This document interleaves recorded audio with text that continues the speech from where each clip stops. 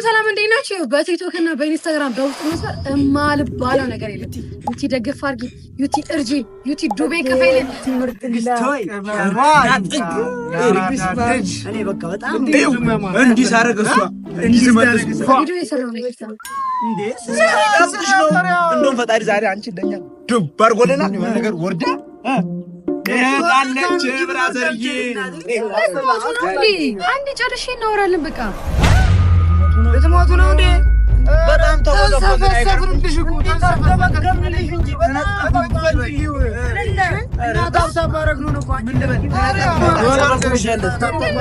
ምን በአደባባይ ልዘፍን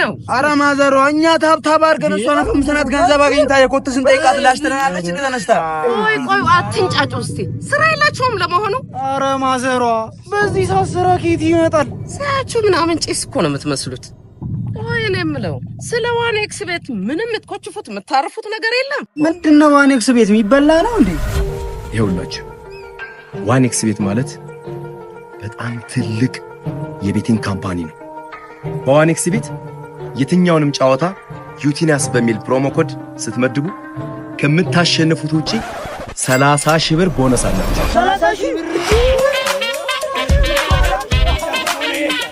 ጀማው እስካሁን እዚህ ነው በባዶ ኪስ እርድና ዛሬ ፌደራል ፖሊስ ሄደን ነበረ ፌደራል ፖሊስ የሄድነው መጀመሪያ 57 ሚሊዮን ብር የተበሉት ክስ መስርተዋል የመሰረቱት ክስ ነበረ ያለውን ሁኔታ ለመጠየቅና እንደ ጀጎልም በጋራ ተባብሮ ለመስራት ቲንክ ሚውት አድርጎ ሀዋን ያስተጋባል በጋራ ሄዶ ተባብሮ ለመስራት እንደ ጀጎል ተያይዘን ሄደን ነበር ከተወካዮቹ ጋር ክስ ከመሰረቱት ጋር ስንገባ ያጋጠመን ነገር ምንድነው 70 ሰዎች በሚኪ ጉዳይ ኦሬዲ ብር የተበሉት ልጆች እዛ አገኘናቸው ወደ 10 ሰዎች እነሱም ክስ መስርተው ይሄ ጉዳይ እንዲያዝላቸው ዛሬ ክስ መስርተዋል ከዛ ባሻገር እያንዳንዱ እነኛ ከ57 ሚሊዮን ብር የተበሉት ሌሎቹ ደግሞ ተጨማሪ ክስ ሲጨምሩ አይተናል ወደ 20 ምናምን ሰዎች ብቻ ዛሬ በማህሌት ላይ ክስ መስርተው የነበረው ተጠናክሮ ከፌደራል ፖሊስ ጋርም እኛ ተነጋግረናል የተነጋገርነው ነገር ምንድነው ፋይሉ በአንድ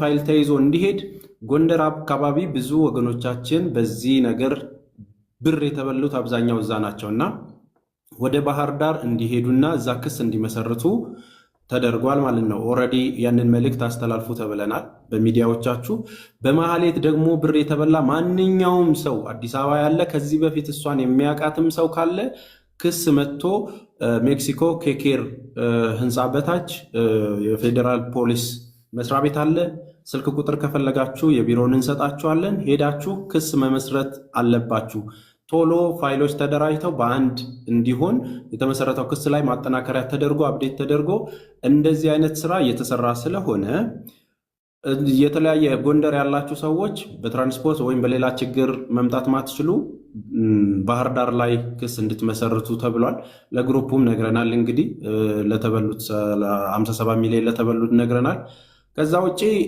ዱባይ ላይ ያለውን የክስ ሁኔታ ምን ላይ እንዳለ አላወቅንም ነገር ግን ይሄንን እናንተ ዱባይ ላይ ያለውን ነገር ለማድረግ እዚህ ክሱ ከተጠናከረ እንደ ሀገር እኛው ራሳችን እንጠይቃለን በሀገር ጉዳይ በሰፊው እየሄዱበት ስለሆነ አሰራራችንን ለኛ ተውልን ብለዋል የፌደራል ፖሊስ ጉዳዩን እንደ ሀገር ይዘነዋል ብለዋል እዚህ ላይ ተደርሷል መክሰስ ያለባችሁ የተበላችሁ ልጆች በማንኛውም ቦታ ያላችሁ አዲስ አበባ ያላችሁ ፌደራል ፖሊስ ሄዳችሁ እንድትከሱ ተብሏል ክሱ ተጠናክሮ በአንዴ ወደ ስራ ይገባል በተለየ ትኩረት እየሰራንበት ነው ብለውናል ማለት ነው ስለዚህ የሚደርሱበትን ነገር ያሳውቁናል እንደ ጀጎልኛም ይህንን ነገር ይዘን እንቀጥላለን ጫፉን ሳንጨርስና የጀመርነውን ሳናጠናቀቅ ወደ ኋላ አንልም እናመሰግናለን እኔ የእስልምና እምነት ተከታይ ነኝ ፎቶ የማርያም ነው ብዬ አላምንም።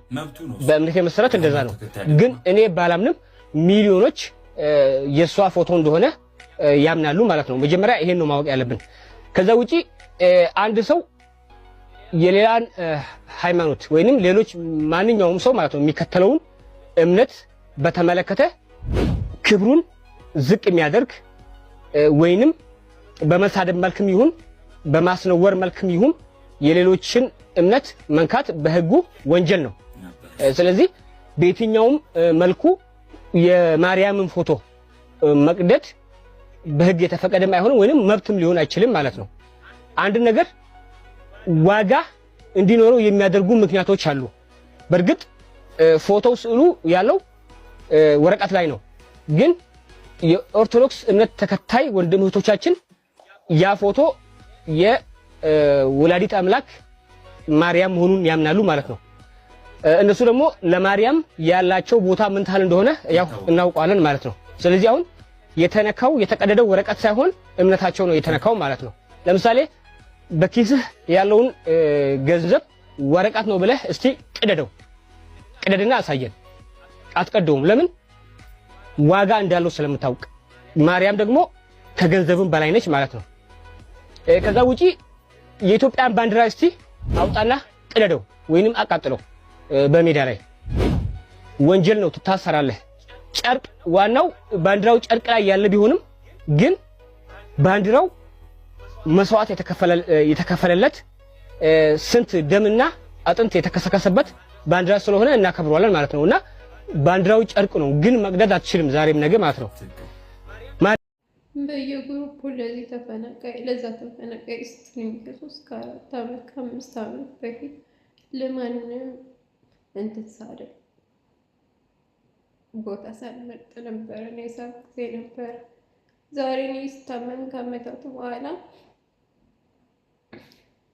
ለመጠየቅ እንኳን ፈራችሁ፣ ሌላው ቢቀር ማለት ነው። አሁን ደግሞ እግዚአብሔር ይመስገን 3 ውጤቶች ከዚህ ነፃ ነሽ ተባልኩኝ። እነሱ ጥርጣሬያቸው ከፍተኛ ስለሆነ ነበር መድኃኒት የሰጡኝ። አስቋረጡት መድኃኒት። ነፃ እንደሆንሽ ውጤት ተጽፎ ይሰጥሻል ተባለ። 4ኛው ውጤትሽ ነፃ ከሆነ ትወጫለሽ ተባልኩ። ግን ሰው አዘጋጅ ዲፓርትመንቱ ግን ውጤትሽ ነፃ እንደሚሆን ነው የገመተው። ምክንያቱም 3ቱም ምርመራሽ ንጹህ ነው ተባልኩ። ከዛ የሚገርማችሁ ማን ሰው ይቀበለኝ ታውቃላችሁ? ከሆስፒታል ወጣችሁ የሚቀበላችሁ ሰው ስታጡ ኢቭን ያውቁ ልጆች እንኳን ፈሩ።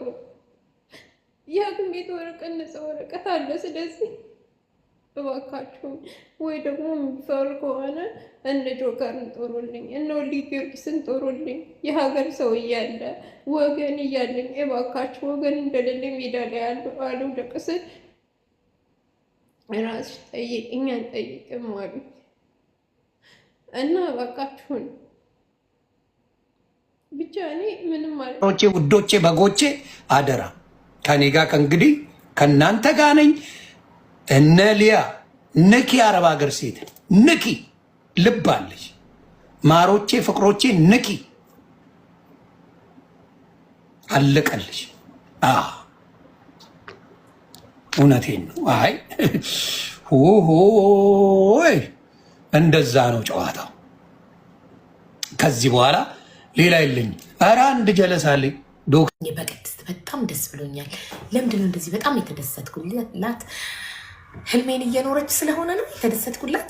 አንዲት ሴት ከአረብ ሀገር ገብታ እንደዚህ ጽድት ያለ አፓርትመንት ተከራይታ እንደዚህ የሚያማምሩ ዘመናዊ እቃዎችን ገዝታ ጽድት ያለ ላይፍ ስትኖር ብቻዋን ከአንድ የ5 ዓመት ሴት ልጇ ጋር እና ከሰራተኛ ጋር በቃ ጸዳ ብላ ስትኖር ከዚህ በላይ የሚያስደስት ነገር አለ? ኢዝ ሺ her name is ቅድስት። maybe you don't know her. I know her here in TikTok. በቲክቶክ ነው ያወቅኳት። ቅድስት ትባላለች። በፊት ሳውዲ አረቢያ ነበር የምትኖረው። 7 ዓመት ሳውዲ አረቢያ ኖራ አሁን ሀገሯ ገብታ በቃኝ ስደት ብላ ስትኖር ሳያት ደስ አለኝ። ሜቢ በጣም ብዙ ችግር ስለምሰማ ይሆናል ብርቅ የሆነብኝ። በጣም ብዙ እህቶች ከአረብ ሀገር ገብተው መጥተው እዚህ አልቅሰው አማረው እዚህ ለምነን ሰብስበን መልሰን ወደ አረብ ሀገር ስለምናመጣቸው አብዛኛው አረብ ሀገር ሄደው ከዛ መጥተው ኢትዮጵያ ገብቼ አመት ኖሬ ልጅ ወልጄ አግብቼ ከዛ ኑሮ ከብዶኝ ጥዬ መጣው። አራስ ልጅ ለእናቴ ሰጥቼ መጣው። አራስ ልጅ ጡቴን ቀምቼ ለባሌ እናት ሰጥቼ መጣው ምናምን የሚል በጣም ብዙ ችግር ስለሰማን ይሆናል ይህንን አንድ ደስታ ብርቅ የሆነብኝ። ሰርታ መሰለሽ ለምና እኮ ነው። እስቲ አንቺ ለምነሽ እንደሷ ጥሩ ህይወት ኖሬ እና አሳየን። የትም ፍጪው ዱቄቱን አምጪው። ሰርታም ሆነ ለምና እቺ ልጅ ዛሬ ጥሩ